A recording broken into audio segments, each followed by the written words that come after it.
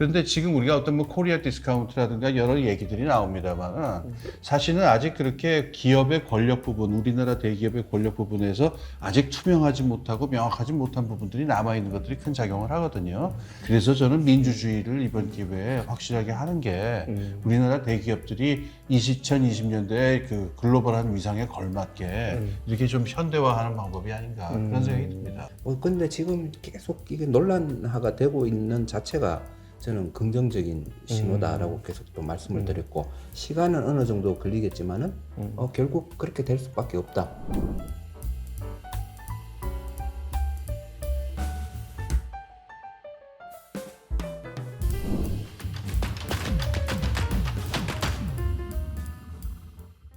안녕하십니까. 증시각도TV 시청자 여러분, 투자자 여러분 반갑습니다. 오늘 정말로 뜻깊고 대단한 시간입니다. 월간 서준식, 한국을 대표하는 두 경제학자분을 모시고 투자의 대가 경제학자이신 우리 서준식 교수님, 네. 안녕하십니까.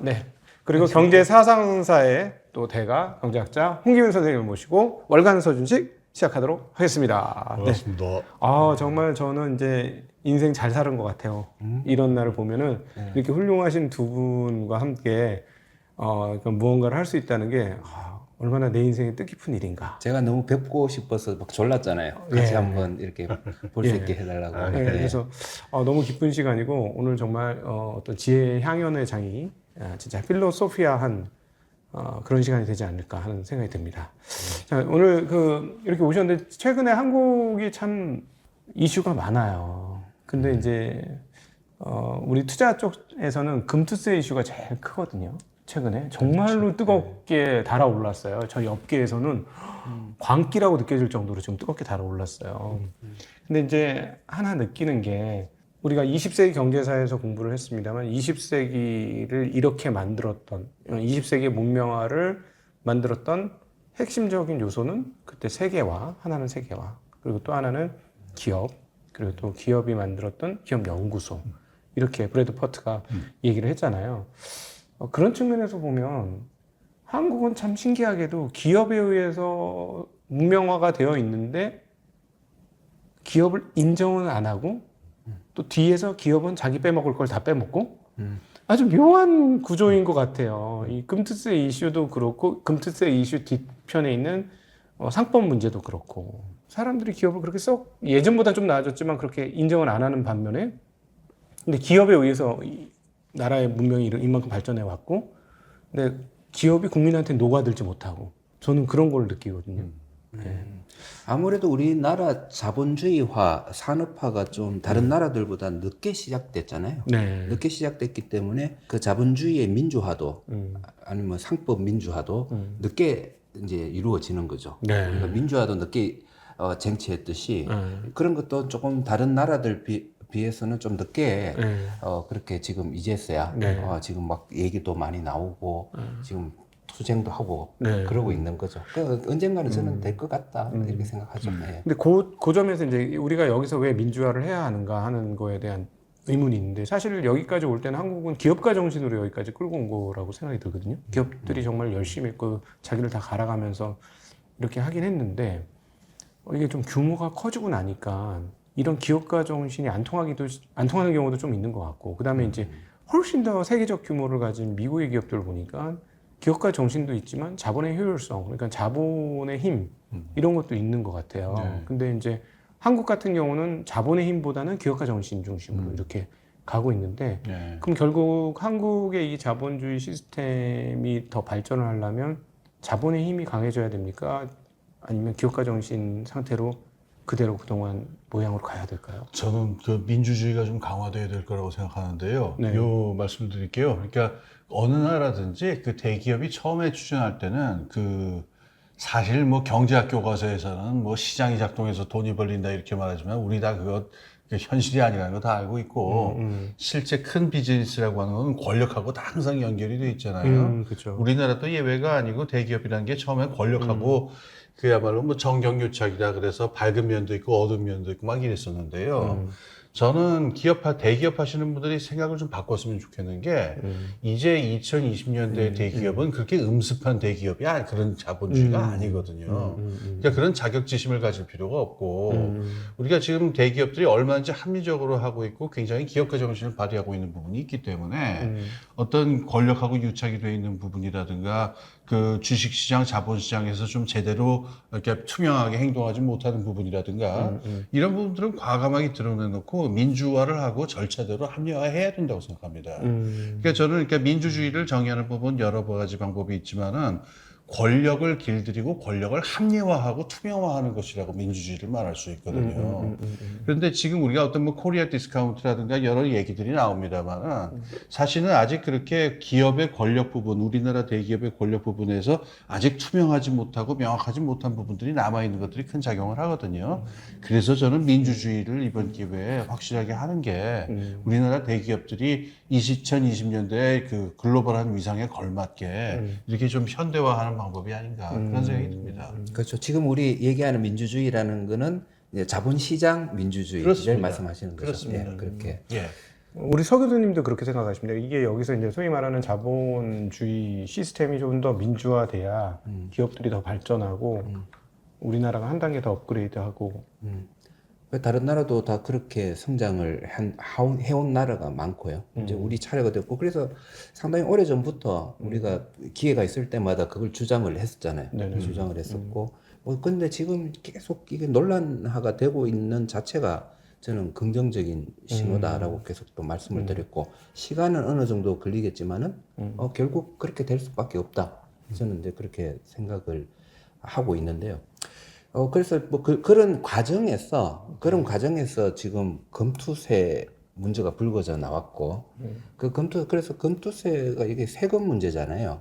그래서 저는 좀 진짜 참 전문인이 오셨으니까 좀 이렇게 여쭤보고 싶은 게 이 세금에 대해서 조금 이렇게 우리 세금의 역사라든지 아니면 이 자본주의 사회에서 참 세금은 무엇인가? 예, 그런 것들. 근데 그게 저는 이렇게 깊게 공부를 해본 적은 없지만은 대충 경제학의 이렇게 여러 분야들을 이렇게 보다 보면 세금을 적게 내야 된다, 많이 내야 된다, 뭐 큰 정부, 작은 정부 이런 이슈들은 많이 논란이 됐고 그게 굉장히 중요한 문제잖아요.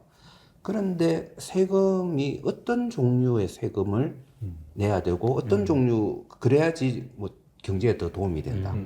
이런 거는 굉장히 중요한 문제잖아요. 왜냐하면 이게 우리가 정부 정책이 크게 통화 정책하고 재정 정책 이렇게 나뉘는데 재정 정책은 거의 90%가 세입 정책과 세출 정책이잖아요. 세금으로 컨트롤하는 거거든요. 정부는 채권 아니면 뭐 채권도 일부 그렇죠. 세금과 관련된 그런 문제고. 그래서 그렇게 중요한 건데 이걸 다루는 경제학자들을 보면 잘 못 봤어요.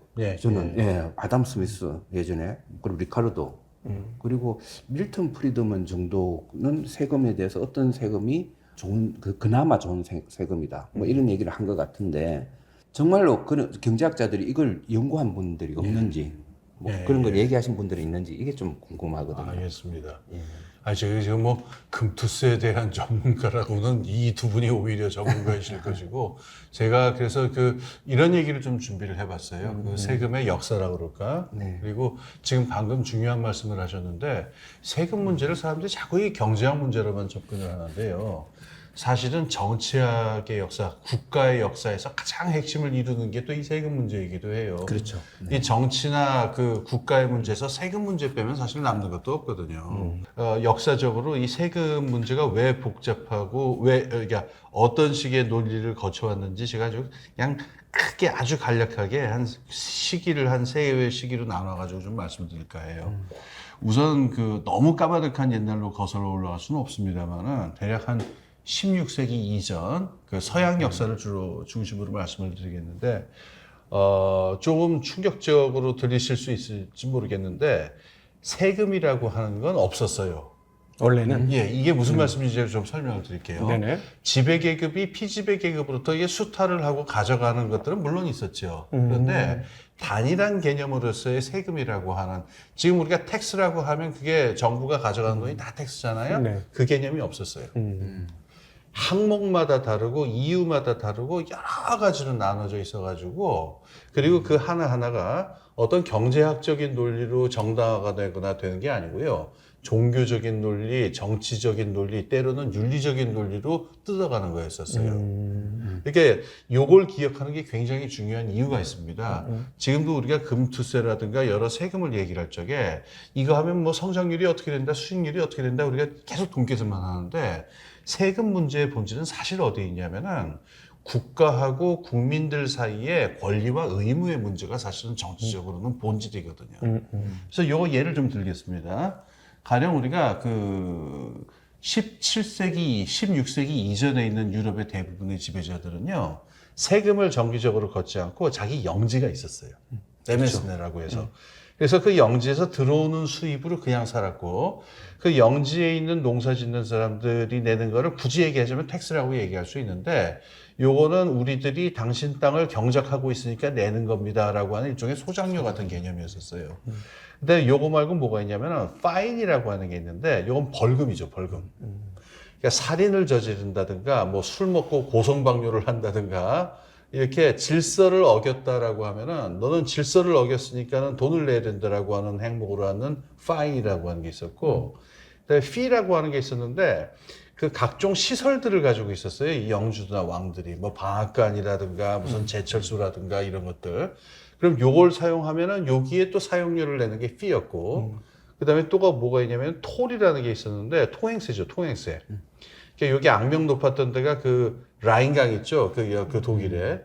라인강은 지나가면은 거기가 여러 영주들이 나눠져 있어갖고 거의 한 몇 마일을 지나면은 또 다른 영주의 땅으로 들어가니까 또 통행세를 뜯기고 또 통행세를 뜯기고 이랬다고 그래요. 이게 다시 말해서 지금 어떤 단일한 세금이라는 게 있었던 게 아니라, 네가 내 시설을 썼으니까 얼마를 내라. 그다음에 죄를 지었으니까 얼마를 내라. 그 다음에 네가 교회에다가 교회를 운영해야 되니까 11조를 내라. 이런 식으로 다 따로 떨어져 있어가지고 단일한 세금의 개념은 아니었다는 거예요. 요거는 동양도 큰 차이는 없는데, 우리가 보통 조, 용, 조 이렇게 얘기를 합니다만은, 요게 조세가 있고 이제 노동력을 내는 게 있고 특산물을 내는 게 있고 이렇게 나눠져 있었었는데, 결국 지금같이 통일된 텍스의 개념은 있었던 건 아니었었어요. 근데 여기서 큰 변화가 나타나는 게 이제 두 번째 시기가 되는데, 17세기부터 시작해가지고 이 텍스라고 하는 개념이 나타납니다. 이건 왜냐하면 전쟁 때문이에요. 네. 17세기 초, 그러니까는 그 30년 전쟁이 이제 결정적인 때였는데, 17세기 초부터 이제 유럽에 있는 국가들이 본격적으로 전쟁을 하니까 전쟁이 돈이 너무 많이 들잖아요. 그렇죠. 그러니까 옛날처럼 요거 따로 뜯고 저거 따로 뜯고 해가지고 조달하기에는 이게 너무 하니까 이걸 우리 전쟁을 해야 된다라는 명분을 확 씌워가지고 이게 왕창 뜯기 시작을 합니다. 그래서 이게 토마 피케티 같은 사람의 계산에 따르면은 요게 그 17세기 이전까지는 지배계급이 가져가는 게 대략, 물론 추산입니다만 GDP의 한 1%, 2% 정도였다가 17세기부터 한 19세기 초까지는 GDP에서 가져가는 게 한 7%, 8%까지 올라가지 않았겠느냐. 이 전쟁 비용이 워낙 많이 들어가니까. 그때 그 참고로 그때 보면 이탈리아의 그 작은 그 도시들, 예. 그런 국가들에서 많이 그런 행위를 하지 않았나요? 세금 같은 거. 지금 말씀드린 거는 그 이탈리아 북부 도시들보다도요. 네. 그 이제 나중에 조셉 슌페터가 그 얘기를 하는데, 오스트리아라든가 프로이센 같이 이렇게 큰 영토를 가진 나라들 있죠. 그리고 강력한 왕이 있는 그렇죠. 나라. 그래서 예. 상비군을 갖추고 관료제를 갖추고 해가지고 크게 전쟁을 해야 되는 나라 있죠. 지금 말씀하신 이탈리아 북부 도시들은 전쟁할 때 주로 용병을 썼거든요. 네. 그리고 여기는 대규모 그 금융가들이 있었기 때문에 큰 전쟁을 한다 그러면은 그 로렌조 드 메디치 같은 큰 돈 있는 사람들이 자기들 돈을 냈었어요. 그리고 그때 최초로 채권을 발행해요. 예, 그렇죠. 그러니까 공화정이기 때문에 그렇죠. 왕권이 크게 없으니까 세금을 뭐 거둬들인 그걸 담보로 돈을 빌려주기는 어렵고, 예. 그래서 여러 사람들한테 많은 자금을 이제 얻기 위해서는 그렇죠. 그때 최초의 그 국채가 예. 그때 발행돼서 그걸로 예. 조달하고 맞습니다. 뭐 그런 것도 있습니다. 예, 네. 그 이탈리아 북부 도시에서 그 네. 국채라고 하는 그게 나오게 되죠. 네. 그래서 요 두 번째 시기가 중요한데, 이때부터 유럽 사람들이 새로운 사태를 맞이하게 된 거예요. 뭐냐면은 옛날에는 내가 죄를 지어서 돈을 내는 거였고 뭘 사용해서 돈을 내야 되는데 이제는 그냥 밑도 끝도 없이 그냥 군주가 와가지고 전쟁이 된다고 돈 들어가니까 여기에 대한 저항이 17세기부터 19세기까지 상당했었어요. 특히 저항이 심한 곳이 어디냐면 프랑스였는데 루이 14세가 전쟁을 굉장히 많이 했거든요. 그러니까 너무 이 돈을 많이 들어가니까 이제 계몽주의자들이라든가 이게 중농주의자들이라든가 이런 사람들이 세금 좀 그만 뜯어라. 그래서 이 아담 스미스부터 시작을 해가지고 아까 뭐 얘기 나왔습니다만 헨리 조지라든가 요 신고접화 전통이 생겨나는데 요때 생겨나는 그 전통이 이때부터 경제학에서 세금 문제가 본격적으로 논의되기 시작하는데 세금을 이런 식으로 많이 뜯어가는 게 비생산적이다. 그러니까 왕이 전쟁을 하는 것도 좋고 뭐 전쟁을 한다 치고 왕이 또 사치를 하고 이런 식으로 해서 세금을 너무 많이 들어가게 되면은 생산이 위축되고 그다음에 정당하게 생산을 하는 사람들의 어떤 인센티브가 문제가 되니까 경제학적인 차원, 고효율성이라는 차원에서 세금 문제를 고려하자라고 하는 전통이 요 아담 스미스 때 중농주의자 때 요 18세기 말부터 생겨나기 시작해요. 그렇게 해서 요게 한 그 19세기 초, 20세기 초까지 오는데 요걸 이제 완성시킨 사람이 그 조셉 슌페터라고 하는 사람이 이제 그 조세 국가의 위기라고 하는 책을 쓰는데 거기에서 거의 그 집대성을 합니다. 이 조세를 뜯어가는 국가는 이 조세 뜯어가다 망할 것이다.